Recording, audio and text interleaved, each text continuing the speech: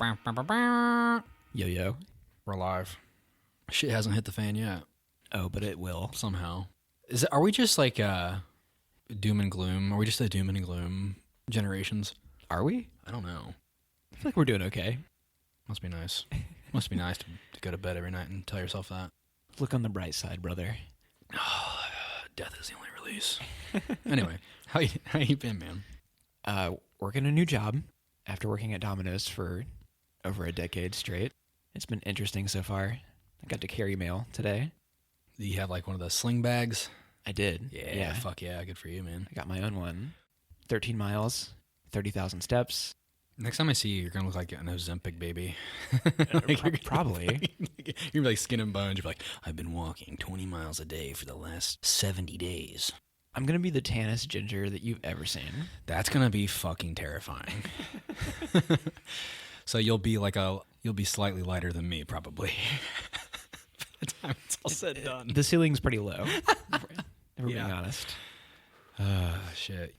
I want to shout out my training carrier, Micah, because he might listen to this. What's up, dude? Don't take my friend from me. I'll kill you. I'll find you. Cool guy. Yeah. A lot of movie talk. He's got a great little trainee. I know that everything's going to turn around when I'm on my own. Like today was easy. Like I delivered the mail, scanned packages. But as soon as I'm on my own route, things are going to be like really complicated. Oh, like, you'll be fine. Oh God, what do I do? You'll be fine. Driving on the right side of the vehicle. I'm sure he won't mind if you call him. You know. I need to get his number. Shit, my stepdad, he works for the post office and he just sits there and fucking talks on the phone all day. Yeah? Yeah, you're not supposed to, but he just talks on the phone with his buddies all day, talk about fucking sports, and he loves it. I mean, he's a freak, though. Like, gets up every morning and goes and works out at like fucking 4 and 5 a.m. and then goes and carries mail for 10 hours, 12 hours a day. Gets up and does it every day. That is like maniac behavior. Yeah, it worries me a little bit. I worry for my mom's safety. I think I'm going to like the job. Good, man. Once I get good at it. It might be rough for a while. Well, I want to top you here. I got fucking married, bitch. That's true. I got fucking married. That's huge. I'm terrified. I haven't really had the chance to talk to you about that yet. Like, were you nervous the day of? Yeah, for sure. For sure nervous the day of. I mean, like, we were still excited. I mean, I was nervous, you know. Other than that, I mean, I got a new job too, I guess. I mean, I changed a role within my department, within my dealership, and so that was kind of cool.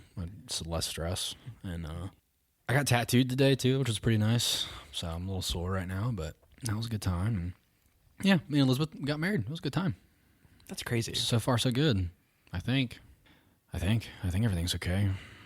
Things are good. Shouldn't question. I should be all right. I'm a good little boy. I listen good. She doesn't hit me very often, so we're drinking a Rhine Guys tonight. Believe it or not, we haven't done that in a while. We haven't done that many times on the show, like in general. Yeah, I would say they're probably one of the more popular local breweries. I mean, probably the most popular. I mean, I don't think you can really go anywhere without Rhine Guys being on tap. I'm a fan of Truth, like the IPA they make. I haven't had that in so long. That's like my go-to beer if I'm going to have one at home. Really? What was that one? You used to drink Founders, didn't you, for a while? Sierra Nevada. Oh, okay, that's right. I haven't seen that in a while. Hopefully that doesn't become hard to get in the future, because that's really good. Pretty cheap, ain't it? For like what it is? Yeah, like $2 a can, like 16 ounces. Yeah. But we're drinking Rheingeist Blood Orange Bubbles. It's just an ale. It's pretty light, crisp. It reminds me of like champagne a little bit, flavor profile wise.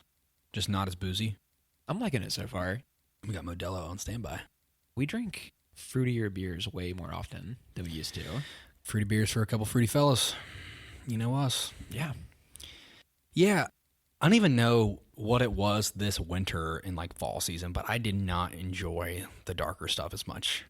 I think it's because it's so much harder to recover that next day. I'd rather drink Le Fin du Monde, which is a damn near 10% beer, and it still be a light blonde. Flavor-wise, it's really crisp and light, but it's one of the booziest drinks we bust out regularly, and for some reason, I would rather have that like all winter long than a stout. Like, it's been so long since I've been like, oh, let's have a stout so I can carry a loaf of bread in my stomach for the next 3 days. I think we did Oktoberfest around like Silence of the Lambs, Yeah. Evil Dead 2 time. Mm-hmm. And then since then, nothing close to that. We took a very long break too, as well. We did.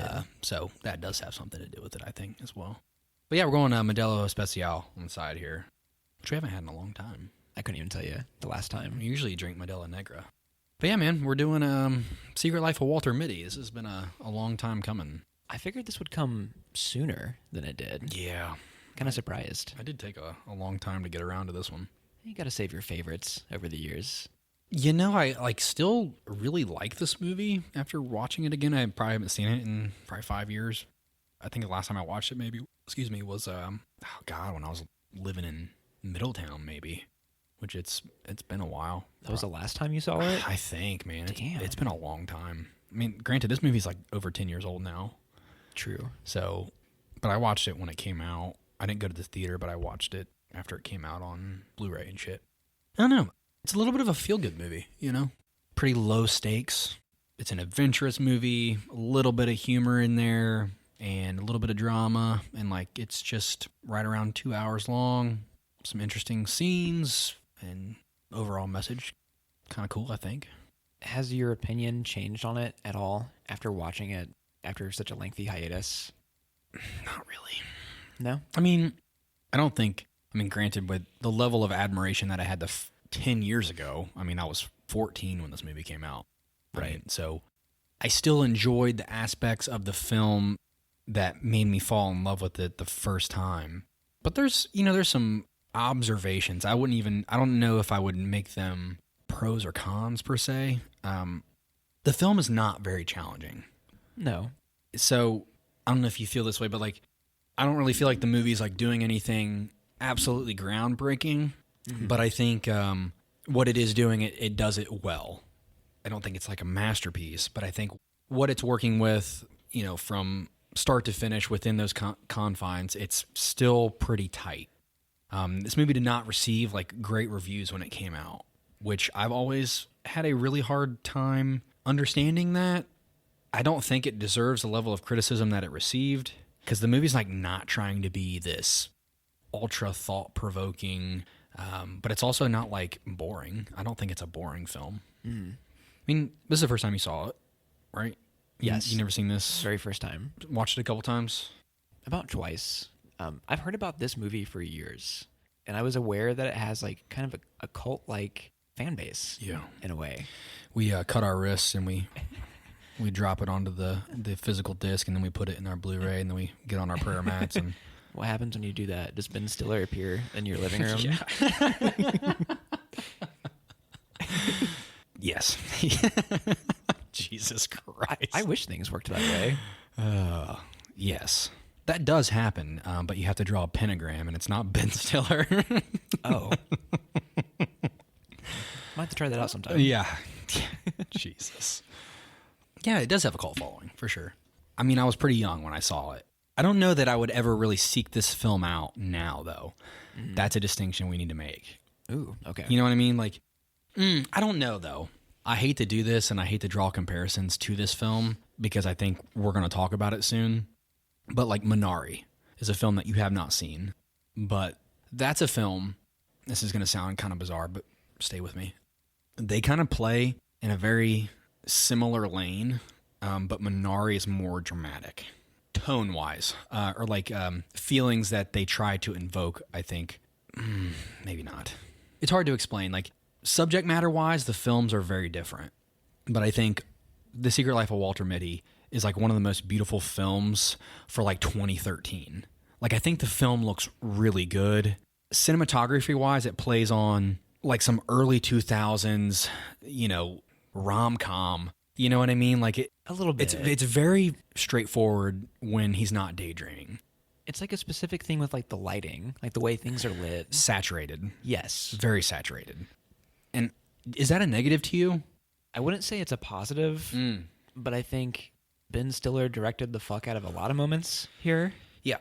There's like a huge disparity between certain like character to character scenes and then like landscapes and like crazy like symmetry and stuff. Yes. I actually saw a little bit of early Severance peeking out in parts of this too. Right. Like the corporate office culture, the soulless Yes. nature of that. It's kind of interesting to see that appear almost a decade before he's working on Severance, which is a great show, by the way, everybody. Yeah. What's his name? Adam Scott. Adam Scott. I always want to say Adam Beck. That's not true. It's Adam Scott. You got to think too, like film culture at this time, like he was like kind of still comedy wise, like he was riding on Step Brothers, you know. This character is basically the Yes. Step Brothers character imported over into this movie. Yes. Which I found kind of strange. Exactly. Also, like one of the craziest fucking dyed beards that I've ever seen. Thing's black as night. I wasn't sure if it was even real. I don't think it was. I'm like, who taped this to his face? I think some of it's for sure real. Like, I think he grew out a lot of it, but I think at another point, I'm like, golly. That was one moment I'm like, I can't not see that now. I've never seen him look anything remotely close to what he does here. Was Parks and Recreation a thing yet? Because he's like a lovable dork on that show. 2009. Whoa, that early. Well, and I guess something that, as far as Ben Stiller goes, I think like directors starring in their own film is always like it's a weird thing, you know. It can be. It can be really weird. Do you feel like the New York SNL comedy, I don't know, I feel like there's a culture of that, like somehow littered in this film.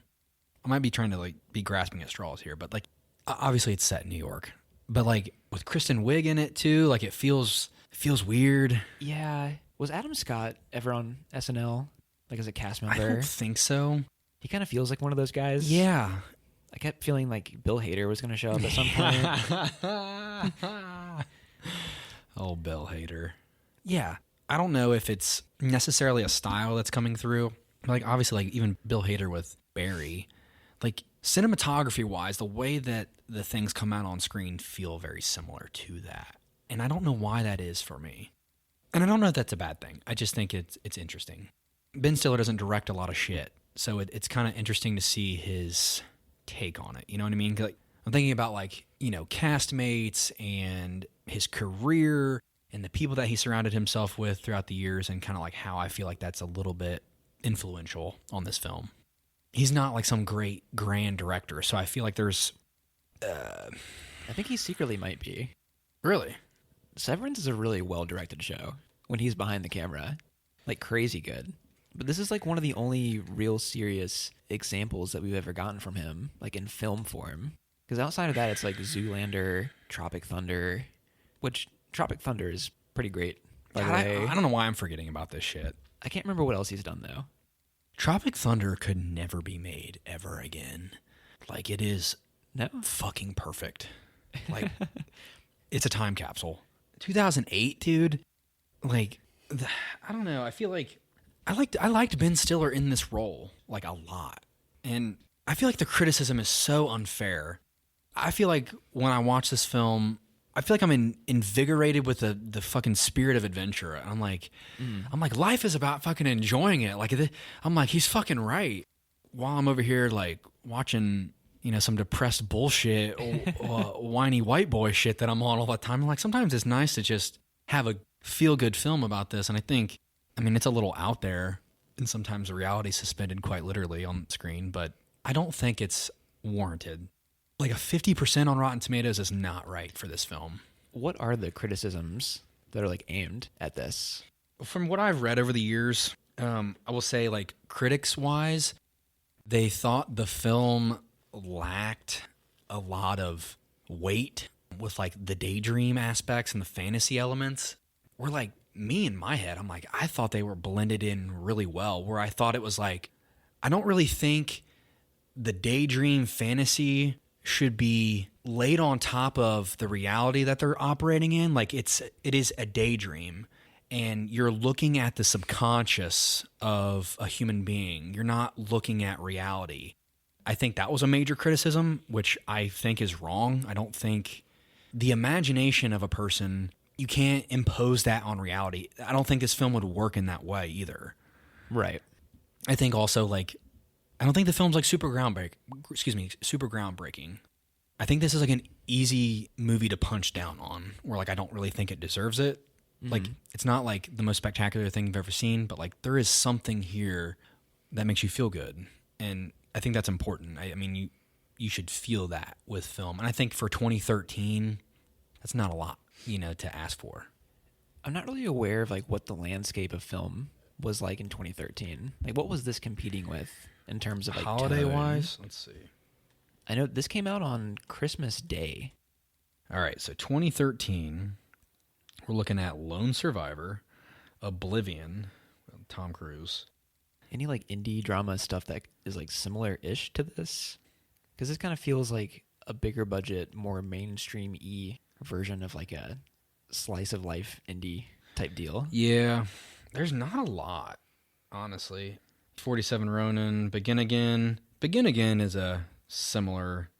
That's the closest so far. Yeah, which again, I love that film too. I like that movie. Yeah, similar. A bit. Yeah, I don't know. Similar tone. Yeah, for sure. I don't know. I just don't think it deserves the fucking rap that it got. I mean, can you play devil's advocate here? I'm having a hard time. I was going to eventually. In all honesty, I don't know if I liked this movie. Ooh, okay, yes, perfect. I didn't hate it. Break my heart. I'm nowhere close to hating it, but I felt like there was a lot of missed potential. Okay. I knew nothing about this going into it. I didn't read like a plot synopsis or anything. For some reason, when I was going in, I like thought about the title, like the secret life aspect of it. Yeah. And I didn't realize it was going to be daydreaming. Yeah. For some reason, I thought this one had like a surreal spin to it or something. Gotcha. I mean, this movie could go dark, but like, no. I don't need it to go dark, but I thought it was going to go like, for example, the very first scene when he like, the first daydream we see, and he hops into the building to save a dog, and it's about to explode. And I was like genuinely surprised. I'm like, oh my God, like he can flip a switch. And it's like, he's just thinking, And that's fine too. Like I thought those sections are interesting, but we'll get into it. One of the reasons why I like that daydreaming aspect is because what it really is overthinking. The way I perceive it, it's like, okay, if you heard a dog barking, what is your immediate thought? Like, well, it's the objective fact would be a dog's barking. Like, okay, I hear a dog barking, but then it's like, why is a dog barking? And then you keep going and you keep going and you keep going and you keep going. And then you're like, I need to do this. I need to be a hero. I like that. I can relate to that a little bit. And I think that's one of the reasons why I like it, because it's like creative mind when it gets out of hand. And obviously, like, it's framed in a very kind of just way where it's like love. He's trying to find love. Yeah, it kind of would have been nice to see him a previous relationship or like have more backstory of him, because you kind of are just like thrusted into like, oh, this is just a dude that works at Life magazine and he's trying to date a coworker. But then like he's just like an anxious dude. I like that character. I kind of like this character. Why don't you like him? The first real roadblock for me is I actually don't like Ben Stiller, really. Wow, that's fucking bold. At least like in this nice guy type of character. The earnest feller. Yeah. I feel like when he shows up in other things, it's like obnoxious douchebag. Like, I feel like he plays like a good like antagonist type character. Zoolander. Yeah, Zoolander. He shows up in Happy Gilmore. He's like taking care of Adam Sandler's grandma, and he's like a total jerk when he's not there. Yeah. I'm like, that's Ben Stiller to me. I'm sure in real life he's lovely, but see, I love everything that you just said. Like, okay, yeah, like maybe Ben Stiller in this role, playing this character, feels different compared to his more mainstream loved roles. Yeah, and like that's fine, but like this is different for him for sure. And one of the reasons why I like this film is because it is different for him. You know the film Reign Over Me? Yeah. Adam Sandler. Like that was one of the few dramatic roles that Adam Sandler had outside of Punch Drunk Love. And that was like way before Uncut Gems. I like seeing an actor, and obviously he directed the film too, so like I think it adds more level of scrutiny on top of it. But I like seeing somebody do that because like you just mentioned, Zoolander and, Happy Gilmore, Adam Sandler films you and I are not seeking out. We're just not. No. So I guess one of the reasons why I like it is for that too. Like to see the actor just be in something different. I can appreciate that for what it is. It's not perfect, but I like that. It's a nice change of pace. It is. I admire seeing him be a bit more subtle. He doesn't go anywhere close to what we're used to seeing with him, except for like one scene where he's like mispronouncing the country name, and he's like, and I was like, there's the Ben Stiller I know. There's a little bit of that. Like, I love the Benjamin Button's disease. Oh my God. Like, that feels like an SNL skit. It does. You know what I mean? And I like that. I think it still kind of works within the film. I don't know if I liked it, but it was one of the most weird and interesting things that happened here. Yeah. Like, I'm like, okay, like when people talk about like missed opportunities, I'm like, that's the fucking craziest shit just to fucking do in the middle of this film for him to be like, I have reverse Benjamin Button's disease. I think I didn't really see that movie. like that to me, that's a good line. Like, that's one of the best lines. Like, you know, and then for him to be a fucking... I wasn't expecting a full skit of Benjamin Button in this, though. Like, that's funny. Like, I purchased my little outfit off of a doll. I'm like, that. Like, that's good to me. You know, that's working. I was trying to think, what's the distance between the release of Benjamin Button and this? I'm like, how timely is this reference? I think that was like 2009 or 10. Oh my God. I know Fincher did Social Network in 2010, and Benjamin Button was a little bit before that. 2008 maybe? 2008, yeah. Okay, 5 years is not that far off. But I wasn't expecting that here. I think of this being as more of a modern movie than Benjamin Button, you know? Dude, Benjamin Button was like a phenomenon. People were like, that was a weird movie. It was huge. But people watched it. That's the thing. People watched it, but it was a weird movie. Like, I feel like my mom's seen that movie. Yeah, my parents saw that movie. I haven't even seen that movie. You haven't? No. It's one of Fincher's weakest. Yeah. Or my least favorite, at least. I like kind of the cultural relevance. And also, like, I love the setting and the actual conflict of, like, they're shutting this magazine down. Which is, like, in retrospect, 10 years later, like, feels really nice to, like, kind of return, say, like, oh, yeah, like, that was a cultural thing where, like, people were, like, worried about, like, books and magazines and, like, the digitization of everything, physical media. We're still kind of going through that. The last gasping breaths of physical written media, newspapers. People like you and me are trying to keep that shit alive. At least collecting it is nice. Like collecting physical media, it feels good. I buy VHSs now. I just gifted you a VHS. You gifted me several. You got a Terminator 2 now. Yes, very good movie. But like, there's something really great about, like, that's a foiled piece of cardboard over a piece of plastic. Yes. And you can put it in a fucking VHS player and watch it if you wanted to. Am I ever going to do that, though? Maybe, maybe not. Maybe one day. But right now, I'm like, fuck no. But you have the option. I do. And you're giving it a little love. You know what I mean? I love the message that's carried out through the film. It's hard for me not to like this movie because I feel like it's such a level of optimism. It's hard to be like, well, I wish this was a little sadder, or I wish this was a little bit more negative. Like, it is an optimistic, feel-good movie. I didn't want it to be sadder. Like, going back to Ben Stiller, or like my perceived dislike of him, I'm not closed off to the idea of him doing this type of character. I think I wanted more meat on the bone, though. Like, I wanted more knowledge of who this man is. Okay. You feel like the character's weak? I just had a hard time figuring what it was going for. Like, the level of mundaneness that the film's trying to convince me that his life is. It's like, his life is so mundane to some extent that he's, like, daydreaming these crazy scenarios. But, like, I didn't feel his struggle, really, like, to have that mindset. Gotcha. You know? This movie moves a little too fast into the adventure before you feel like he's been weighed down. Yeah. A lot of things that I have a problem with in this movie, I feel like could be tweaked easily. There's a movie I love here somewhere. Right. You know? That's fair. I think you could have more backstory.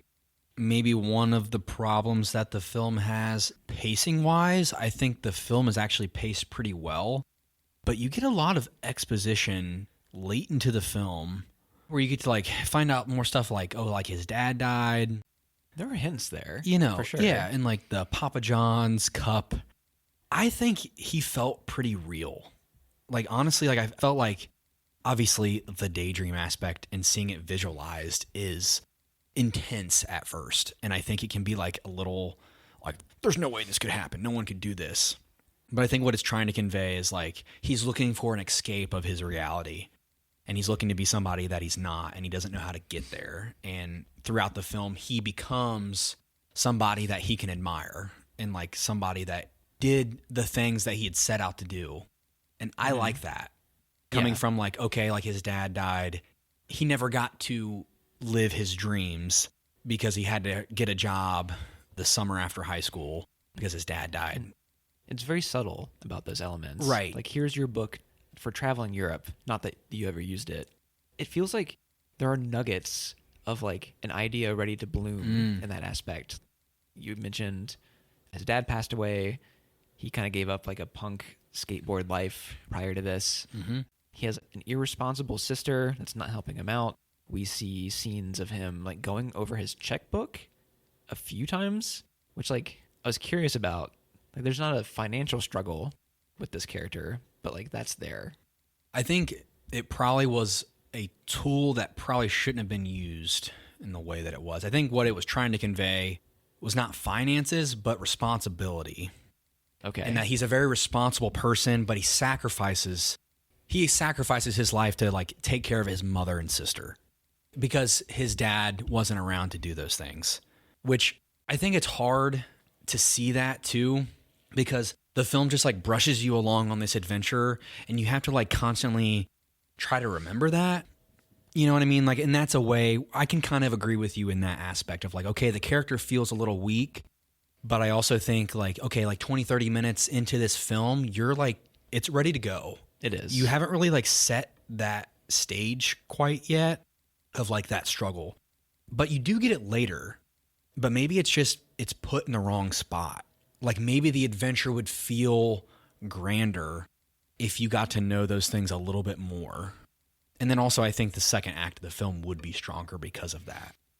That is probably one criticism that I do have. I have a real hard time with the second act.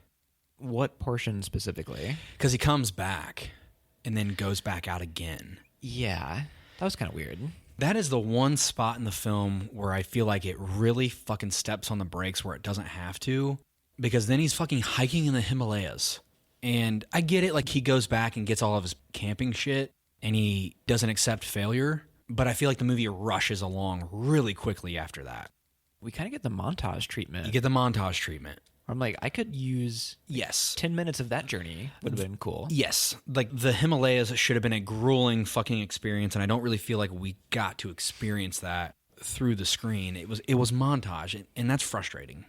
I wouldn't be surprised if those scenes were filmed. Like there was dialogue scenes leading up to that event, and it's like it got cut down. Director's cut. Yeah. Mm-hmm. I feel that way about like several portions of this movie. Where I'm like, where's the scene in between these two? What other aspects, or excuse me, what other moments in the film that would you give the same treatment to? Certain stuff involving the Kristin Wiig character, maybe. You want to get a little bit more from her, maybe? Yeah, I like Kristin Wiig a lot. Mm-hmm. And it felt like any other actress could have been here instead, and it wouldn't have made a huge difference. Like, it kind of felt like Kristin Wiig wanted to crack jokes in every scene, but like it wasn't in the script. Yes. I'm like, where are the Kristin Wiig jokes? She's naturally funny. Yes. She's a naturally funny person. And like there's a reason why she's been on SNL for God knows how long. Fucking 20, 30 years now. Yeah. She was a little sedated here for me. Again, I'm going to kind of push against you on a little bit. That's because fine. We don't get these kind of episodes very often. And the only reason you feel that way is because she's not doing the Kristin Wiig. She's trying to not be. When a person, like, again, I'm going to always reference Adam Sandler, somebody that was like playing a lane for fucking years, built a career on comedy, and all of a sudden everybody was like, Adam Sandler sucks. It's like, well, yeah, because he made like a bunch of bad movies. Yes. That you asked for. You know what I mean? Because it's like, okay, he didn't change with the landscape. The formula has been there for so long. And like Kristin Wiig is a SNL cast member Yes. You know what I mean? Like, it's hard to be like, oh, you know, I want her to talk like that. You know how she does? You know, like the fucking Target ad. And it's not just that, though. I feel like those elements were taken out of her as an actress, and nothing was put in its place. Fuck you. Like, you're right. she's naturally likable, but it was like she was just the love interest, kind of. Okay. Although I will say I enjoy the fact that it's more platonic than I expected. Like, at the end, I'm like, they're not in love. They're friends. They're going to try. Yeah. You know what I mean? It wasn't like ham-fisted, like he's fucking Romeo or Prince Charming. Yeah. I was fine with that. Yeah. And I like that. More films should do that. Yes. The romance aspect was very minimal. And yes, it was like a friendship. And I like that. Like, that's kind of how me and Elizabeth are fucking best friends, you know? That's how it should be. And that's, yes, more films should take that route. Like, romance is fucking so blah. I never buy, like, hot, steamy Hollywood romance in anything. Name one example. Right. No, I can't. Like, there's been good chemistry between actors, but it's never, like, the level of romance portrayed in Hollywood films is never, like, anything close to what I imagine real life is. Like, realistically, I think that's the way it's portrayed on screen. It feels like two consenting adults maybe try to date. You know what I mean? It might be the beginning of something. Exactly. The only thing that I've noticed recently, like what you said, hot, steamy romance, was like the chemistry on screen between Zendaya and Timothée Chalamet in Dune. Yeah. Like, that was something. But the setting of that film is made to be that. Very It's heightened. Heightened war, all or nothing, a lot to lose. Like, this is just like a guy that's just a dude that has a job, and he kind of likes this girl, and it feels like they played that really well. I will agree with you. Like, Kristin Wiig is a little bit of a nothing character, but I don't mind that it's her. Maybe I just wanted her to be more involved within the story. I liked her in the daydreaming aspects. Like, she does a fucking rendition of Space Odyssey. Space Odyssey by David Bowie, man. And, like, it's fucking great. That's one of the best scenes, for sure.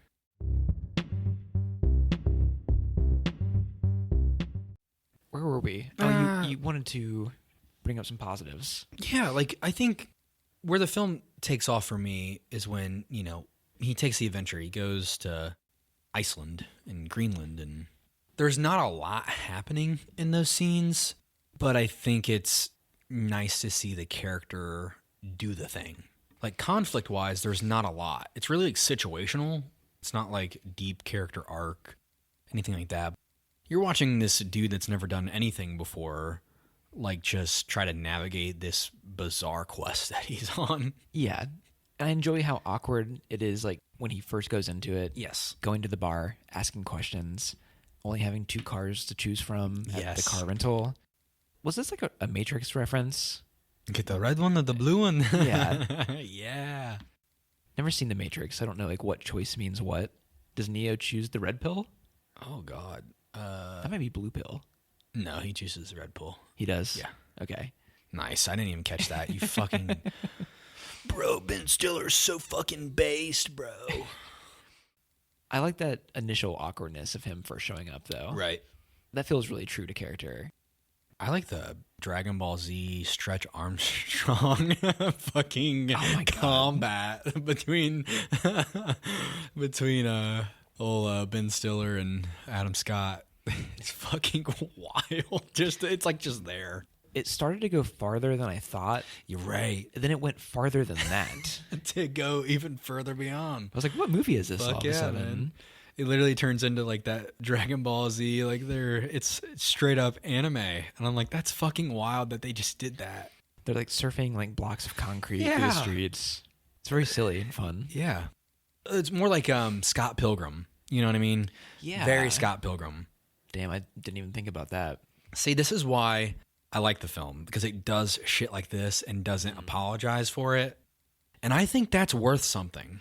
This might be a bit of a stretch, but if this was done in like Everything Everywhere All at Once, we'd all be like, bro, that was so fucking, it was so based in meta. That film is like really silly overall, though. Right. Like, it sets up those, like, feels natural to slide into that shit in that one. I would argue that this movie kind of does the same thing. You think so? Yeah, I don't think it's as comedic. It's less comedic, more dramatic. I don't know. That fucking movie's fucking dramatic, though. It's super dramatic. God, I don't know. It's playing in the same lane, but it's not as masterful, obviously, as Everything Everywhere. But it's similar. In that film, it's like real, though. It's not dream. That's like happening to our characters. That's true. Which is, I mean, it's an entirely different thing. The characters respond differently Yeah. in those scenes because it is happening, obviously. Now, it is fun to see, like, Ben Stiller, like, have jacked up confidence all of a sudden compared to how his real life is. Like, him making a joke about Adam Scott's beard all of a sudden. He's saying what everyone's thinking. And I don't know if that's a bad thing. I don't know if it's cheap. I have a really hard time disliking the film. I mean, like, we can break down what it's doing, but I don't know that I dislike it. Right. I'm not trying to convince you to dislike it either. I don't like gushing. I'm trying to play devil's advocate too. And it's hard for me because I think, I think there's fucking great cinematography in this film. There are moments, even in like the city, where I'm like, fuck, dude, like, I don't know if you feel this way. Something about the way that this film is shot feels like, I hate to be all fucking dramatic, but this film like makes me feel alive. It reminds me everything's not so bad. This is before the fucking landscape that we've laid for ourselves somehow as a human race. But this film reminds me of what it feels like to be young and like full of hope and optimism. And it's happening to a middle-aged man that like sacrificed a lot of his life to take care of his family before he could go live his. And I think you're getting to see the late bloomer. I think Ben Stiller's character is really noble for that reason. I don't know if it's like mega believable, but I think circumstance and what it's saying about the character means a lot. The film is like very goofy with like the daydreaming, like it's just like an adventure film. But I think like if you assess the character for what he's actually doing, I think it makes him really powerful. Like I think it makes him a very strong character in my mind. Like on screen, I have to give him a lot of love. And I think that's why I have like a little bit of like that cult following love for the film. It's because like I think the film with age has only gotten better. I think like every time I return to it, I'm able to forgive it in a lot of ways. Like I think it's probably going to sit somewhere, above average on a scale of scoring, but it feels like it's playing a lane where it's not too serious, it's not too funny, and it's not too family movie. It's playing it safe, but I think what it does on screen is adventurous enough. Okay. It's like adventurous enough. Yes. It's like it's not too hot, it's not too cold, it's just right. It's not too hard, it's not too soft, it's just right. Like there's just enough of everything here for me that's working. For me to be like, okay, it's not perfect. It's not like this emotionally riveting masterpiece, but there's a little bit of everything. A little bit of romance, a little bit of drama, a little bit of comedy, a little bit of good cinematography, good script writing. Not bad. Like it's just right. I think it's why it holds up for me. Maybe it doesn't help that on my own, I'm usually looking for more extreme examples. Maybe extreme might be the wrong word here. I'm looking for edgy. Right. Yes. Doing this podcast spoils the shit out of us. Like seriously. Sitting here and being able to talk about film, it raises your standards so much. It's probably one of the reasons why I can't fucking stand Anthony Fantano anymore, because he won't fucking just be like, this is a 10. He's just like, that fucking pisses me off. Like, you know what I mean? That Kamasi Washington 6 out of 10 really rub you the wrong way. Oh my God, dude. I wanted to fucking reach through the... I don't think I never watched that review. I didn't either. I'm like, I went and looked at the score, looked for my own validation, and it didn't happen. I'm like, fuck you. Get out of my... I don't need it. I know that I like it. We like it. We went and saw him live, which I think added to the experience. We got to see it be played. That whole album, basically. Yeah. That was amazing. Did we talk about that on air yet? We did on the last episode. Okay. All right. Briefly, at least. A movie that gives me a similar feeling to this, but is like more in my lane, is something like Little Miss Sunshine. I have not seen that movie, and I have been dying to see it. It's really good. I bet. And Ben Stiller's in that. No, that's Steve Carell. I'm sorry. Yeah, Steve Carell. Sorry. Paul Dano, a very, very young Paul Dano is in it. I mean, that movie is like more like dark humor, like willing to play with like kind of risque situations, but then still have like a overlying optimistic message at the end. It's a weirdly uplifting, dark movie. That's one of the reasons why I want to see it, yes. You would probably like it a lot. My stepbrother sings high praises of it, and I've been meaning to see it. I actually have a liked song from the soundtrack on my Spotify right now that I've been listening to. Really? And I'm like, I hear the soundtrack, I hear the score, and I'm like, oh yeah, this is for me. Like I know this is for me. I think the thing is, like, when I sit down for films a lot of the time now, and maybe the podcast has ruined this in my brain to an extent, but I'm like looking for something new to grab onto. Right. And it's a safe movie, and I don't mean that in a bad way. Safe can be really good sometimes. Right. Context-wise, 14-year-old Austin. Yes. That's the kid that fell in love with this movie. And one of the reasons why it still sticks with me and why I still remember it and why I still love it is because it is that. It is safe. This is a nostalgia film for me. Like, I liked it when I was young because I had never seen anything like it. And I'm going to be honest with you, I don't think there's a whole lot like this now up until the last few years. Absurdism does not come on mainstream film often, but it's popular now. And in 2013, absurdism, which what you're seeing here is, like, this is some of the earliest forms of absurdism that we've seen in the modern era of filmmaking, in my opinion, at least from my repertoire, from what I've seen. Like, yeah, this level of absurdism is low compared to what we have now, but like, it's here. I feel like 10 years ago, this would have rubbed a lot of people the wrong way for that reason. I got to give you credit there, because I'm thinking about like the comedy, like lightweight type of film landscape at the time. Think about like literally Kristin Wiig and Ben Stiller and Adam Scott. And it's like, okay, when you have these people here, and we've already discussed that, like, those people, they have an image to uphold, and it's not upheld very well here. I think that's saying something. I think at this time we're coming off of like the end of the Judd Apatow type movies. Yeah. Where it's all a bunch of like stoner dudes just hanging out, realistic Pineapple type movies. Express. Yeah. Step Brothers, like Funny People, 40-Year-Old Virgin. Right. Great film.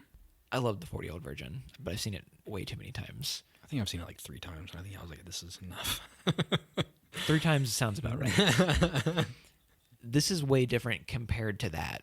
If a film were to get weird, for some reason I think of this Will Ferrell comedy at the time called like Land of the Lost. Oh my God. It's an awful movie. Yes, it is. Is Kristen Wiig in that? Probably. Yeah. Remember Chaka? Go Chaka. That little fucking. How do you remember it? I've seen this movie like 15 years ago. Homie, they start the adventure in an amusement ride. Is that how they go back in time? Yes.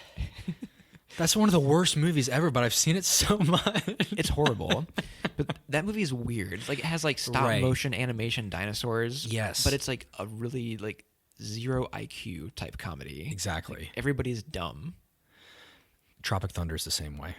Yes, that one's more smartly written, but it's same lane. Every character is dumb in that film. Yes, everyone is dumb. It's fucking hilarious. That's what we gotta fucking talk about that movie one day. In 2028, we'll do a 20 year. We have to. That's like one of the great 2000s comedies. Oh man, it's one of the best movies ever, dude. Fucking Tom Cruise in that movie. That's my favorite. And Matthew McConaughey's in that too. But I'm kind of glad we moved away from like man is idiot type comedy. Yeah, for sure. We're way past that. I don't even know what comedy era we're in right now. Meta as fuck. Everything is so too self-aware, maybe. Self-aware. Every meme is a reference to a meme. We are like in complete degenerative comedy right now. Everything is so far down the rabbit hole. I feel like they barely even make comedy films now. No, you don't need to really much anymore. It's not going to make any money. I also think that's a positive thing. Why is that? Not a fan of comedies, really? No, I think what it is, the landscape has changed to where I feel like audience members want Hollywood to make things that move the human experience. We've moved into way more dramatic territory. Yeah, things have the ability to be so good that audience members don't gravitate towards the blockbuster, or Dune 2 is a perfect example. And I mean this in the highest praise of Denis. The film is taking everything that we love about Star Wars, that imagination and the scale, and putting it on screen with extremely powerful writing. It's taking it very seriously. Very, very, very seriously. And it's allowing the audience to take it seriously. It's one of the reasons why Oppenheimer was good. It's challenging in that way. Oppenheimer is not a fun movie. No. But when you watch it, you feel like a more well-rounded human being because of it. I feel more respected as an audience member because of films like that. Exactly.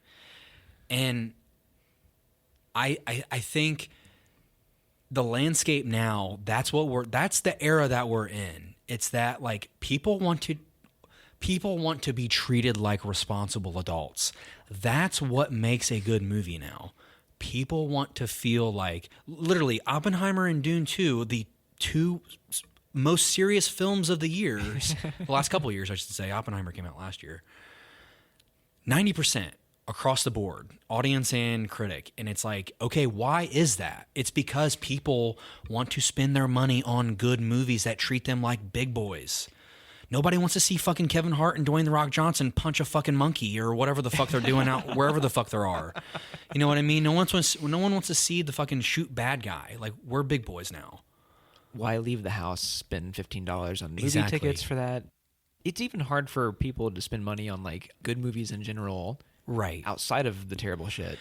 The new Mad Max is bombing in theaters right now. And me and Elizabeth wanted to see that, but we were we don't need to go to the theater. You know what I mean? Yeah. We were we don't need to go to the theater. Let's wait for that one. And it sucks because I know it's going to be good. It's just the economy. That's the economics being played out. A movie has to be that good for people to go now. Yeah. That's the hard part. All of the lightweight stuff has been moved to Netflix, where you fold your clothes while it's on in the background. I don't like that, man. I don't watch stuff like that. No. I can't. I was getting tattooed today, and my tattoo artist had it on Ozark in the background. I'm dude, this is some of the darkest, dramatic shit, and you have it on in the background while you're tattooing me. I enjoyed it because I'm sitting there just fucking God, this shit's so fucked up. I watched fucking 3 episodes of fucking Ozark today, season 3. I don't even know what the fuck's going on. And I'm you can't just have this shit on in the background. This is you need to sit down. You need to write in your journal after you watch this shit. This is fucking fucked up shit. You can't just not pay. Fucking high praises to fucking Jason Bateman, by the way. I tried to watch that show and I couldn't get into it. It's dark as fuck, but it's good. I bet if I gave it time, it probably would have sunk in later.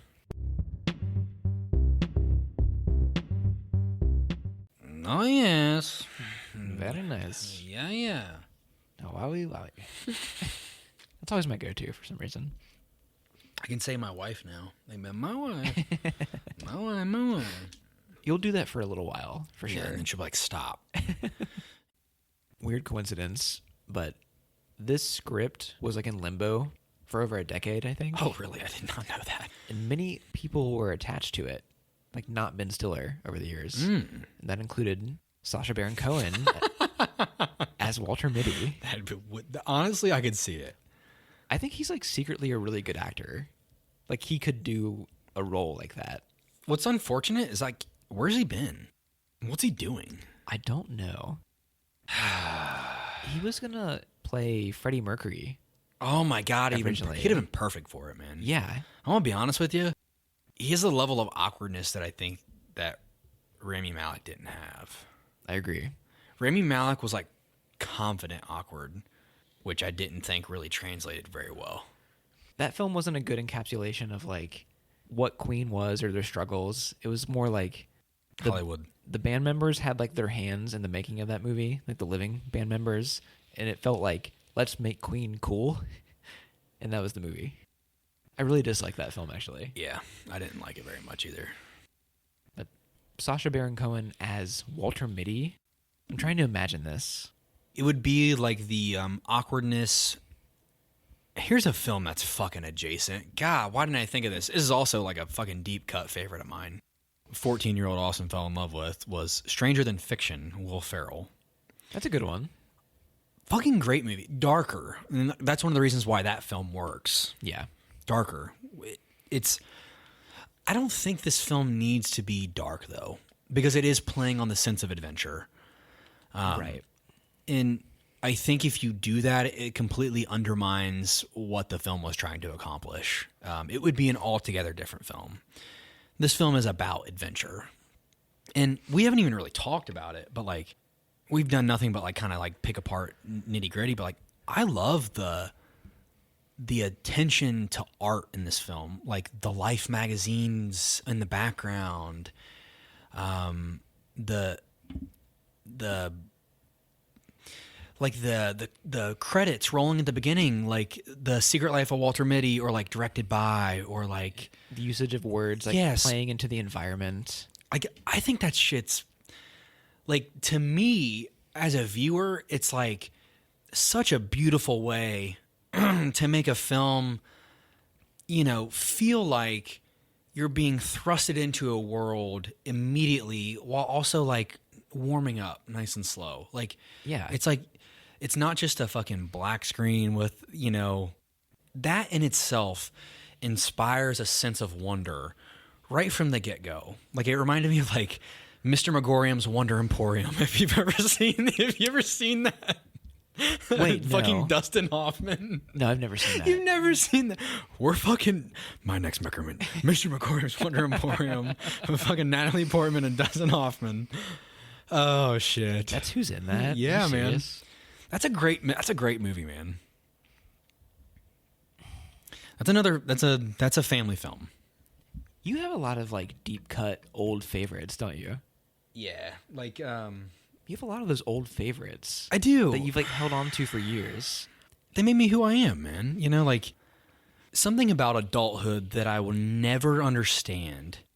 Some people have the mindset of, I am this years old and I am only allowed to enjoy these things.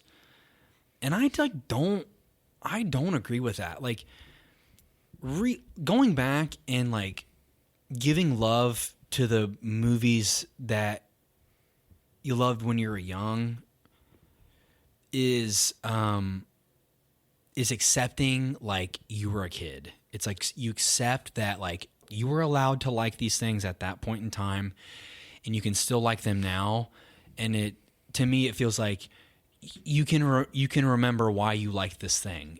Just because you're a big boy now does not mean that you need to give up the love.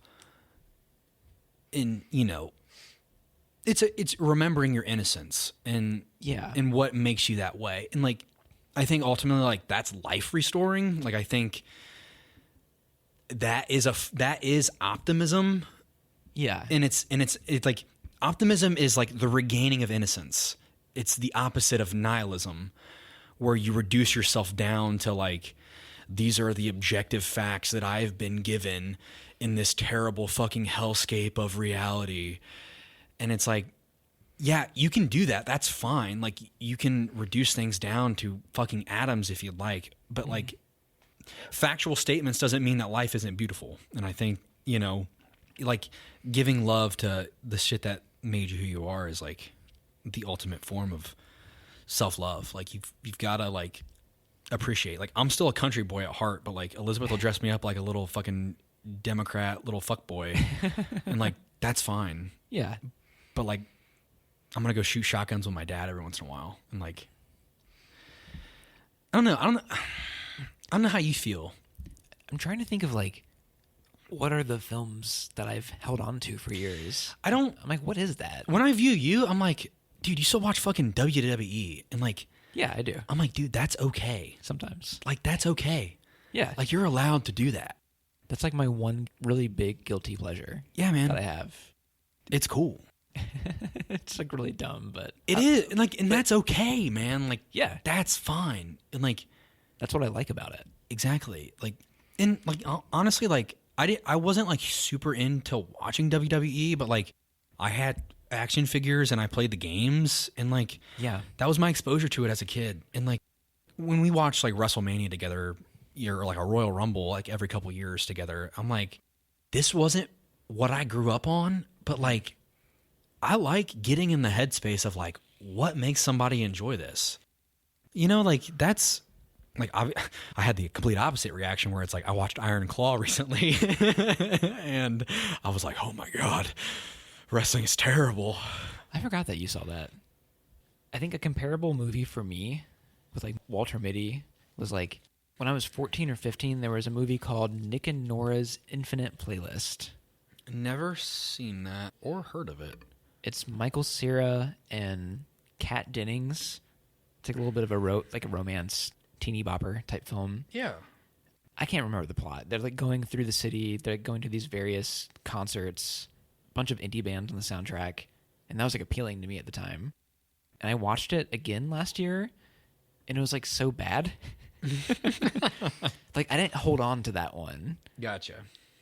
Like I can't think of my young impressionable lightweight movies that I still look at in a favorable manner. Mind you, my youth is a lot different than yours. Where like in my adolescence, in my teens, I sought out movies like this. Yeah. This is what I liked. This is better than Nick and Nora's Infinite Playlist. Right. But like I never got into the scary movies, or like that wasn't me.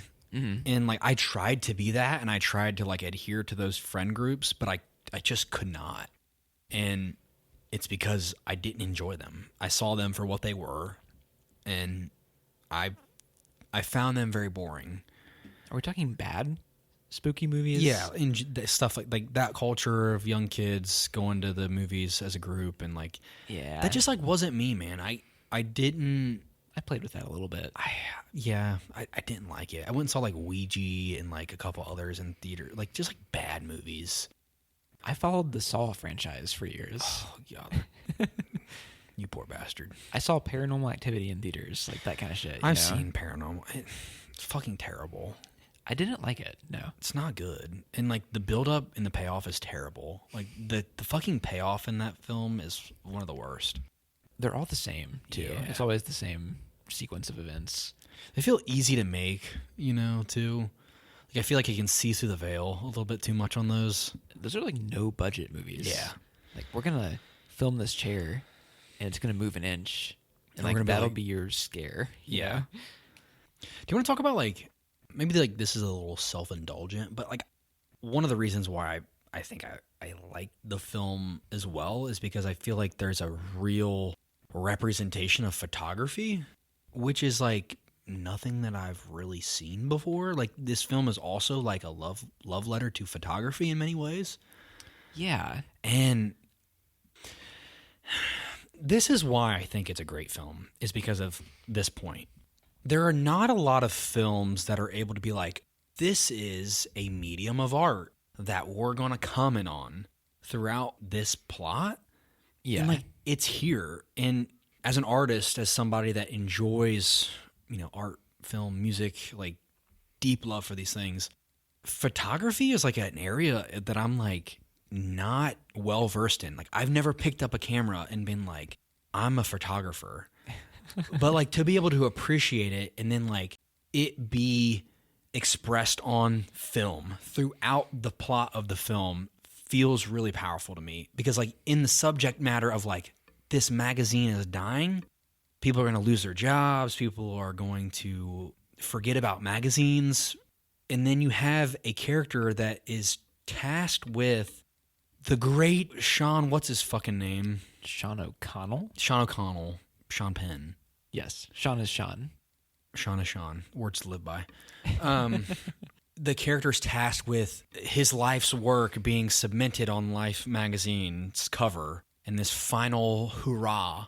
That's what I think makes it beautiful, because like he's just a guy, and like this photographer like loves him so much and like appreciates and respects his effort that like he's on the cover of the last magazine. And like I know it's fiction, Yes. but it feels like that's what makes it great for me, because like he is just a guy that like daydreams and wants to live the adventure, but then like I don't know why I'm getting emotional. But like he's the guy on the cover, man. Yes. It's like life and the people that made it. And I'm like, fuck. That's fucking powerful to me, you know? Yeah. I'm like, that's the shit that makes me feel like, I'm like, fuck the criticism. Like, this is a movie about, like, being alive. And that's what's powerful about it to me. Do I have a heart made of ice? Well, you are a ginger, you fucker. No soul to speak of here. I didn't like the reveal of him being on the cover at the end. To answer your question, yes. You soulless fuck. Now, would it have been equally cheesy if they went to the newsstand at the end and said, let's look at the cover, and then they look and it cuts to black and we don't see it? Oh, that would have been significantly worse. That type of ending has been done a billion times. I actually like the ending where he's like, I thought it wouldn't be as cool. Like, I'm like, okay, like that's, to me, like that's funny.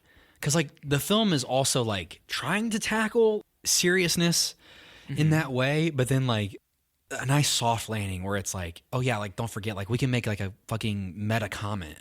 Like I like that. I don't know why I have mixed feelings about it. And it's fine that you do.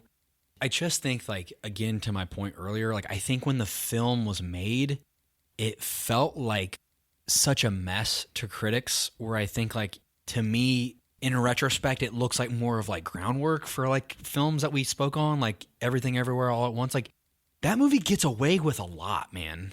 A lot. It does. And like, that's good.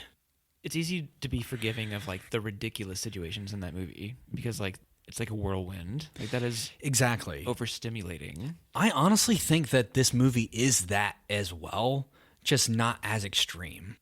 The daydreaming aspects and like the ridiculousness of it, granted, like the optimist in me, the guy that still loves it, feels about it that way. The critic is like, yeah, okay, but like it doesn't make the movie fucking that great because it's still a little bit of a mess. But like if you, in movies like Stranger Than Fiction, there are moments in that film full of daydream. And like when the author tries to jump off the building, I would love to even do a full episode on that film. But that film's about somebody that wishes for death and writes about characters dying, a depressed soul being changed by one of her characters that she's writing about. I think this movie is playing in that same lane. Yeah, where it it's, is. You know what I mean? And I that movie's not bad either. But they're not perfect, but they're a niche genre that I really enjoy. It's like this slice of life with a touch of fantasy. Yeah. That's a genre that I feel like doesn't get love anymore. And I think it's very, very evident of like the 2010s. Yeah. We don't get stuff like that very often whatsoever. And I honestly, one of the reasons why I like it too, it's that genre that it's played out in like Murakami, which I don't even necessarily know that I enjoy as an author. But these films feel very book-like, which obviously this film is based off of a book. A short story from like the 40s, 30s? Yeah. Have you read? No. I should. That's kind of shocking, actually. I should. There's a movie, too, from the 40s. Don't get me wrong. I'm in the minority here among most people when it comes to my opinion of this film. I mean, do you see my perspective, though? Have I at least made it buyable? Somewhat, yes. Okay.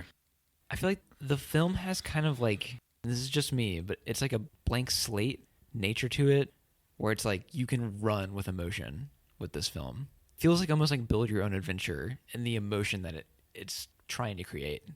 Yeah. And that seems like the case with a lot of people. I just don't get it. I don't understand. But you also know me, like the kind of stuff I like. Yeah. And I respect that. And I think part of it is the something about this film feels like it's pure. Yes. This comes from a genuine place. Yes. And that's why I've fallen in love with it, because it's just something about, like, he's not a knight in shining armor, but the character feels noble.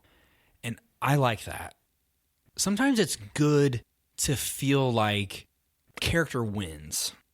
Something about this film, for me, in the character's life that we get to see, one of the reasons why I think it comes across so optimistic is because I feel like you're getting to see the buildup of his entire life, and you're getting to see the climax of it within 2 hours. I think that it's hard to be like, okay, well, like, what's the point when you're at the finish line? You know what I mean? Yes. Question mark. And, like, maybe that's a bad thing, but I like the fucking positivity. Like, he gets to tell the guy off at the end. Like, the script is built in a way for him to win. And he's extremely earnest. I think in a world that we live in, especially by today's fucking climate, I think, like, it's hard to enjoy something like that when everything is so negative all the time. Right. Something about this film is a blend of the adult and the child in me. And I think that's what does it. Dude, I wanted to love this so much. And it's okay that you don't. It's okay that you don't. I still get to talk about it and love it. And you get in, you know, I figured you would. Going into this, I thought you would not enjoy it as much as me, which is, like, fine. I'm going to be honest with you. I think in, like, a year, you'll say, I gave that movie too hard of a time. Like, maybe. I honestly feel that way. Have I been that negative? No, but I think you'll enjoy it more as it ages. I mean, you have put me on to some of your favorites over the years. You got me to enjoy The Last Samurai. Dude, The Last Samurai. I have my harps about that movie, but, like, I'm a fucking sucker for, like, the noble fucking white guy. I'm sorry. I'm sorry, man. I have a white savior complex. Like, I don't know what to tell you. Are you doing, like, your own version of a Walter Mitty? Yes. Yes, I'm going to be Walter Mitty. I'm fucking mentally unstable. And I've appreciated those, like, old favorites, like Tron Legacy, a movie I never would have watched. Right. I at least need to show you, like, okay, like, this is where I come from. Yeah. This is how I arrived here. It's fun when our friendship is so closely tied to this podcast. Like, it feels like the podcast is a way for us to bond. And I'm like, I get to show you, like, okay, like, hey, when I was a kid, this is what I liked. Yes. And you know what I mean? Like, you know, I met you when I was a little bit older, and it's like, we can go back and we can talk about this stuff because we're that good of friends where we can just be like, well, this is what I liked at that time, and we respect each other for that. Right. And I like that. There's also, like, it's a nice change of pace, you know? We don't always have to do... Who the fuck is talking about The Secret Life of Walter Mitty in 2024? True. We don't always have to do, like, dark, depressing dramas. Boy, are they fun, though. They are. Dude, we watched Melancholia. We did. The movie that made me, like, wish for death.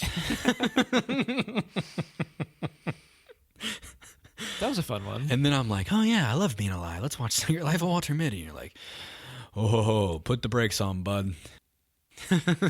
I need you here for that type of stuff. Like, we would never Right. cover this kind of material without Right. you know? We are the yin and the yang, my friend. We are. It's fucking weird how it works out, ain't it? I try to send you down dark paths, and Yes. you bring us back a little bit. You're like, hey, man, you want to cut yourself? Wait, yes. Wait, no. Maybe you're right. Maybe in a year or two, the more endearing qualities of this film will, like, creep out to me in a way where, like, Tron and The Last Samurai, even though I thought those were flawed movies, like, the positive aspects popped out more with Yes. those examples. Yes. In this one, it's just not there. At least not yet. I can't guarantee it'll happen in the future, but, you know. There's potential here. I think what I've been trying to do with my recommendations is show you flawed films and like what makes them great. Yes. Okay. And because it's like really fucking easy to talk about a masterpiece. It's like trying to talk about like what makes them great in spite of. Like what makes like the slightly above average films some of my favorite. Finding like those little like hidden gems, you know, outside of like the groundbreaking. Because like as a film goer, you only get so much of those. And if you only watch those, then they won't be as special. Yes. And the same thing how I feel about art across all genres. It's like, okay, what is this person trying to do even though it's not perfect? What makes these elements great? And like I like talking about failures because it also highlights what makes masterpieces masterpieces. I don't know. These are some of my favorites to talk about because we can really disagree and also agree to disagree. The Mixed Feeling podcasts are among my favorites over the last year or two. They do make the best conversation. I'll go towards a positive note. I really love the scene where Walter finally meets Sean. Yeah. I think that scene comes the closest to achieving what the film is trying for me. Yes. Where I felt like even though the pieces were messy to me up until this point, like it kind of made something out of it with that moment of them on this mountaintop and like the Himalayas. How so? What kind of tied the knot for you? It's weird. I'm not entirely sure. Some of the dialogue here I like a lot. A beautiful thing doesn't ask for attention. Where they're watching the snow leopard. That's what I'm saying, man. When he was a real ghost cat. When he's talking about Walter Mitty, Yes. like a beautiful thing does not ask for attention. He's on the cover, man. Yes, that's really good. It's the candid nature. That's beautiful. To me, like, I remember being in art class in high school, and we did candid photos was the project. We didn't do photography, we drew it. But the candid nature, it's like capturing beauty. Like you're capturing a thing for what it is, and you allow it to speak as its purest form. It's observation without the subject knowing. And when the subject doesn't know, it allows the thing to be its purest self. Yes. And that's what is super powerful to me about the film itself, where it's like, he's so worried, like it's like this fucking, it's anxiety, and it's not fucking Good Time or Uncut Gems level of anxiety. Like it doesn't make you feel dirty, but it's a man's anxiety pushing him to finally fully become what he is, and for him to realize that is for someone to show him the candid nature of himself being enough. And I'm like, ooh, that's good. That's good stuff. Like, and like that is not expressed in film, like at all. There's no subject matter quite like that. And I think that's what makes the film really special. Like, this is so unique in that way. I'll give it credit. The film also doesn't beat you over the head with that message that it's trying to convey in the end. Like, right. The way that you're tying these scenes together, like, the film is not exactly making it obvious. You know? And, like, I respect that. Right. And, like, is that why people criticized it? Because they didn't get it? Or, like, you know what I mean? Like, I think it's an easy movie to just fucking kick to the curb and disregard and punch down on. Like, I honestly think what it's trying to do here is so optimistic, and you have to view it in the optimism. Like, you have to view it in context. That's the most important thing. And like, it's okay for you not to. Like, it's okay to like not get that and not be in that frame of mind. But like, it's optimism in some of its purest form. And if you're not willing to take the ride, like you mentioned earlier, like, you're going to miss it. Like, you're going to miss the point. When this scene came on for the first time, I was like, this is the movie I was waiting for. Yeah. You know, like, they hit the emotional resonance with this scene. Sometimes I don't take the picture. Sometimes I just watch the moment, I think is what, not verbatim, but something along the lines of that is what Sean Penn's character says. Really likes a moment. He wants to stay in it. Yes. He doesn't want the distraction of the camera. Another thing I like about this plot point is that earlier in the film, Walter Mitty, when he's like looking at these photo negatives, there's one of Sean Penn, and he like imagines that it's like beckoning for him. Yeah. Walter is somewhat convinced, and this isn't explicitly said in the film, but he's convinced that Sean Penn might be like putting him on this journey to like give him life or like give him purpose. But when he finally meets Sean on the mountain, it's like more of a misunderstanding than anything. Like, oh man, the photos have been in your wallet the whole time. Exactly. He's not some mysterious godlike figure that was like, I'm going to bring you on this journey with me. Right. It was like, oh man, you read the situation completely wrong. he had deified him. Yes. You know what I mean? He had been deified even by the company. And I like that, like, where it's like, oh, like, you worried for nothing, man. Yeah. I love that. It was like playing against the trope. Like, no, I didn't send you on this adventure. All you had to do was look in your wallet, man. I want to read the quote from the film of life's motto, which I think like encapsulates this film. To see the world, things dangerous to come to see behind walls, draw closer, to find each other and to feel. That is the purpose of life. And I'm like, ugh. Part of me, this is the good boy inside of me that fights against movies like Fight Club and fucking, you know what I mean? And I'm like, mind you, Fight Club is adjacent to this film. Like, I watched it at a very similar age. Yes. And I thought it was fucking groundbreaking. And it's the complete polar opposite. See, that's a film that like built me to an extent. And that movie, dude, that movie built me too. And I think, again, that's a comment to the human experience of like the duality. I interpret that movie way different than I did back in the day, but like, right. Yes, it's still a film that kind of built me in a weird way. Ratings, scoring. Are we done? I think we're done. I feel good. I want to briefly mention two things, Mm-hmm. small things, a pro and a con. Okay. I'll go with the con first, so we can end on a positive note. Thank you. Weird product placement in this film. Yeah. eHarmony, Papa John's. Yeah. I guess Life magazine is kind of, even though like it's a dead publication at this point. I made a comment. Elizabeth watched this with me.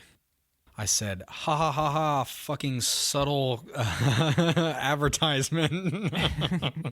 Like, looked over at her. Honestly, at the same time, like, on a Angel's Advocate, like, I'm like, oh yeah, like, it's still based in reality. Like, there's gonna be fucking branding, but like, yeah, it does kind of feel like. What year does this film take place? eHarmony. Oh God, probably around the same time, probably 2010. I didn't realize eHarmony was like still a thing by then. Oh yeah, man. I could be thinking wrong. A positive, Patton Oswalt. Yeah, fucking Patton Oswalt. Cinnabon. That was the other one I was thinking of. Cinnabon, the other brand. Mm-hmm. I'm a Patton Oswalt lover. He was a dog in this movie. I'm always a fan when he shows up and stuff. Somehow they have cell reception in the Himalayas in Afghanistan. Yes. Clear as day. That eHarmony customer service, man. It's on another level. I wouldn't know, but I'm sure you could speak to the 40s and 50-year-olds that used it, maybe. We'll see. It does feel like a little bit of a time capsule for that reason, too. Which I like, you know, like it's really nice to go back and see, like, the landscape that we've fucking made for ourselves now, like, where those seeds were planted culturally. It's weird. It is weird. It makes you feel old, doesn't it? The film doesn't really feel like it's stuck in any time period, but like those references are like the things that kind of like ground it somewhere. Right. And I'm like, where are we here? Yeah. Like in time.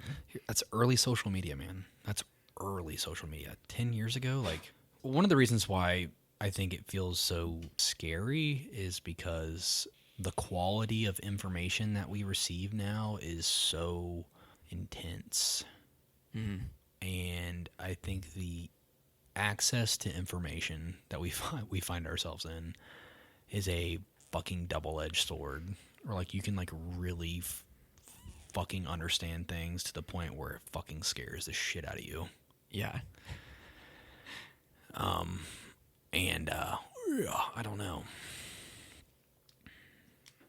I personally think we're approaching Armageddon, but I'm gonna enjoy the few years we have. The few years, yeah. Now, granted, if things don't approach Armageddon and we never arrive there, it will just be the comment of, oh yeah, like you're a human being and you think everything's fucking scary because that's fucking life. Yeah. But doesn't it feel like, I'm pretty sure Elizabeth always grounds me in that way, where she's like, honey, every generation that's ever lived thinks that they were living through the end times. That is very true. And I'm like, yeah, I guess you're right.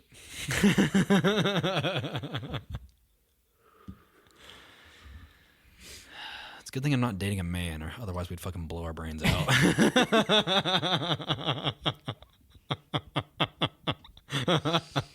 Oh, shit. What would I do without you? Fucking blow your brains out. Maybe. Oh, shit. Got anything else? You want to cap this thing off? I don't know who said this quote, and I'm not going to pretend that I'm fucking smart, but I'm going to say something that I think is smart. I'm ready for it, I think. I'm not going to say the quote because I can't fucking remember it now that I'm trying to say it.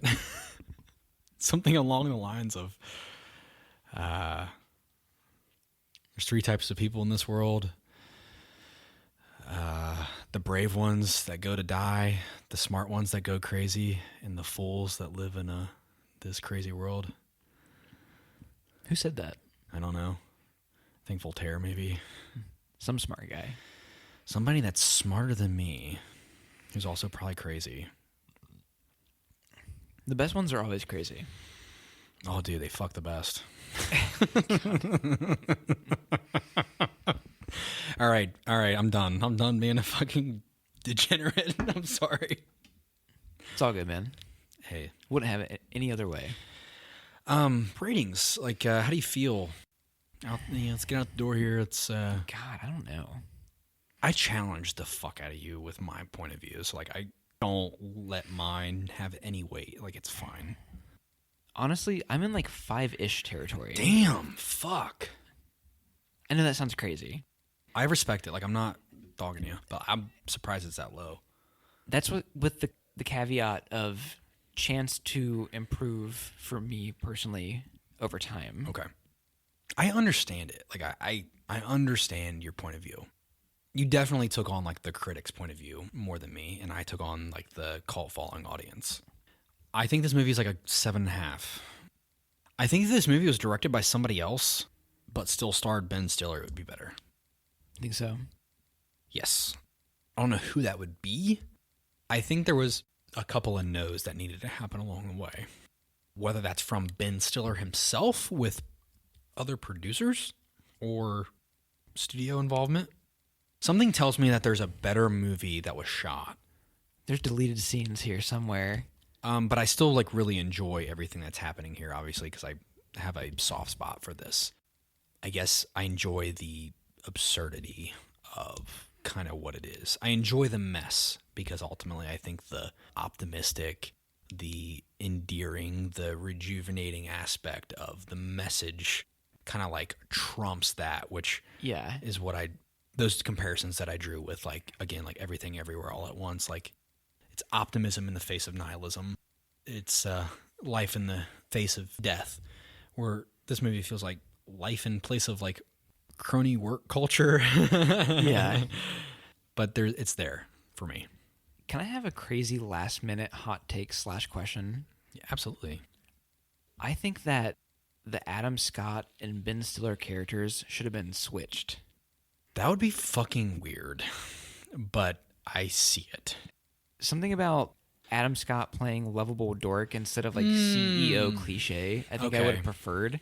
Where like Ben Stiller could have been asshole CEO. And like the comedic element could have been stronger on that forefront, where I think you might be right. Adam Scott could have been a lot more awkward, I think, than Ben Stiller. Yes. You motherfucker. Like, I couldn't stop thinking that. Because, like, I thought Adam Scott in Severance. It's so funny that they fucking worked together on that. I'm sure this has something to do with that, too. Motherfucker. I fucking love you. Like, I've never seen that perspective. I hate that we're trying to do this at the end. I meant to bring this up earlier. My bad. I think that, like, Adam Scott, like, really hammed it up in a way that I didn't like as the villain. But, like, if Ben Stiller did the same thing, I would have liked it more. If that makes sense. It's like part of that probably what it is like Ben Stiller being the director was like, ham it up. Yeah. And, like, it would have worked better for him because he has the fucking knowledge of actually doing that and being like, hey, take this out of my playbook. Obviously, Adam Scott with, like, Step Brothers, too, like, he can do that. Yes. But I think, like, the absurdity level could have been there, and it would have been more comedic in that way. He would have sold this film's brand of comedy more. Like, the situational, like, oh, God, I guess I'll hop out of this helicopter, like, type stuff. Yes. Like, I could see Adam Scott there way more. I also think, like, this is something that happens with certain facial structures. Adam Scott has the facial structure to perform that awkwardness. Yes. Where, like, Ben Stiller, like, he's, like, ugly handsome. Yes. Like, and I mean that in the best way. Like, he's ugly handsome where, like, his face is extremely stoic for, like, a clean-cut dude. Right. And that plays a role in, like, how you view the character, and it kind of induces the non-belief for that reason. Like, Timothée Chalamet couldn't do this. Like, no. That's what you know what I mean. Like, it's the facial structure. It's the casting. Like, obviously, I think Ben Stiller being the director, it was him trying to create a love letter in some way to life, and being the star.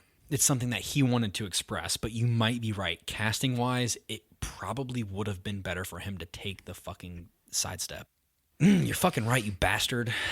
I'm glad that you enjoyed that because I thought about it the entire movie. Good for you, man. Good for you, you smart fuck. Thank you. Don't give me too much credit.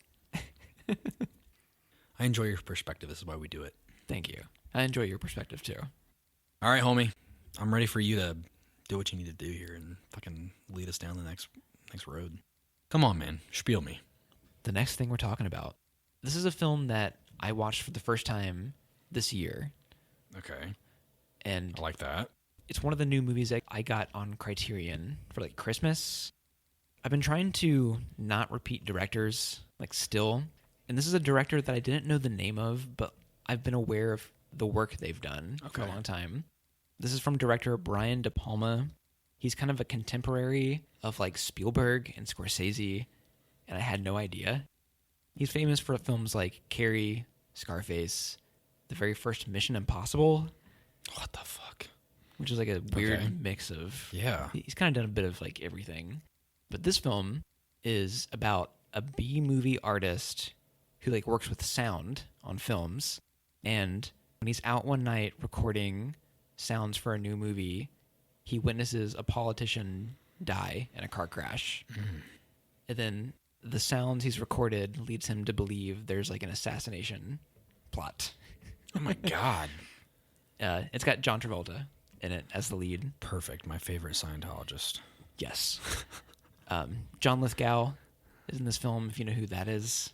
Don't know the name, but I'm sure I know the face. Character actor guy you've for sure seen in something. Yeah, probably.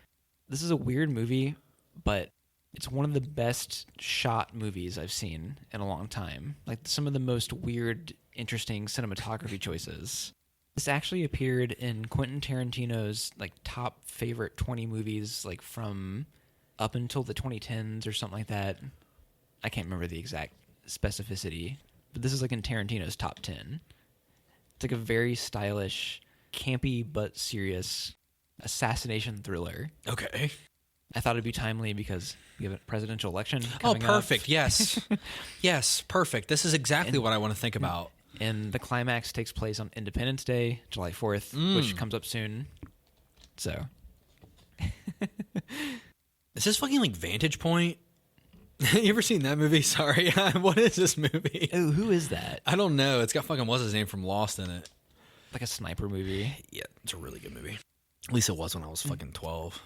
This is like one of those movies where like a normal guy is caught up in a really high profile situation. Like dude doesn't belong type deal. And Yes. Perfect. Your average American stumbling upon political fucking, treason. I haven't stopped thinking about this movie since I saw it months ago. Olivia loved it. Oh, okay. If Olivia liked it, then we're fucking set. It's not like in the weird, grotesque direction. It's like just a really interesting plot type movie. Okay. Great okay. cinematography. Yeah, man, I can get down with it. Did I say the title? No. Oh, it's called Blowout. Blowout. Oh my God, dude. Yeah, this is a Criterion film. Yes. Dude, this movie was at Half Price Books like a fucking week after the fucking Criterion actually hit the shelf. Really? Like the Criterion, I remember being like astounded. I was like, how in the world did this fucking copy of Blowout make its way onto the shelf where like in the last 2 years it had been released on Criterion? Yeah. It blew my mind. It was at Half Price Books in Mason. And I was looking on the shelves and I almost bought it. I literally almost bought it. And Elizabeth was like, yeah, but do you even know what that movie is? I was like, no, you're right. But I was like, I'm just like blown away that it's right here. Who the fuck bought this, watched it, and then fucking took it to their local Half Price Books That's a great question. in that short amount of time? That's my fucking framework. I know nothing else about this movie. Like I know the cover, exactly what it looks like. It's like fucking like messy fucking room Yes. and a man sitting in a chair, right? Or It's John Travolta. It's the sound room for B movies. Okay. Like Yeah. I was like, what the fuck? Okay. Fuck yeah. Like Sorry I didn't say the title. no, it's earlier. okay. I was like, motherfuckers are really stringing me along right now. You're really fucking selling it here. I forgot about that whole saying the title part. That's fucking great, man. This was like a blind ask that I did for Christmas where I was like, this movie Good. sounds yeah. interesting. Isn't that always fun? And then I watched it and I'm like, holy shit, this belongs here on Criterion. What year? 82. Damn. Yeah. Damn. I'm excited. It's gonna be good. I won't say any more, but I think you'll be interested at the very least. My friend, we talked about life and its beautiful meaning of and optimism and your reluctance to accept that fact. Hey, I'm living life, man. I'm good right now. Good. Yes. As I can see, you want to show us the fucking scum of the earth, the old assassination. These are fun. Yes, assassination is good. I'm excited, man. It's going to be good. We haven't done a movie like this, so fuck yeah.